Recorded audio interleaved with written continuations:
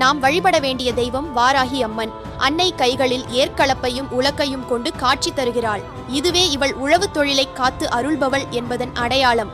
அதனால்தான் தமிழகத்தின் நெற்களஞ்சியமான தஞ்சையின் பிரதான கோயிலான பிரகதீஸ்வரர் திருக்கோயில் எனப்படும் பெரிய கோயிலில் அன்னைக்கு தனி சந்நிதி கண்டு வழிபட்டான் ராஜராஜன்.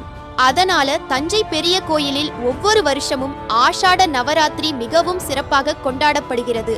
இந்த 9 நாட்களுமே தினமும் அன்னைக்கு நவதானியம், தேங்காய்ப்பூ, சந்தனம், குங்குமம், இனிப்புகள், காய்கறிகள் என பல்வேறு பொருட்களால் அலங்காரம் செய்து வழிபடுவாங்க. வாராகி அம்மனை வழிபடுபவர்கள், வழிபடாதவர்கள் யாராக இருந்தாலும் ஆஷாட நவராத்திரியில் வாராகியை வழிபட்டால் வாராகி அன்னையின் அருள் பரிபூரணமாக கிடைக்கும்.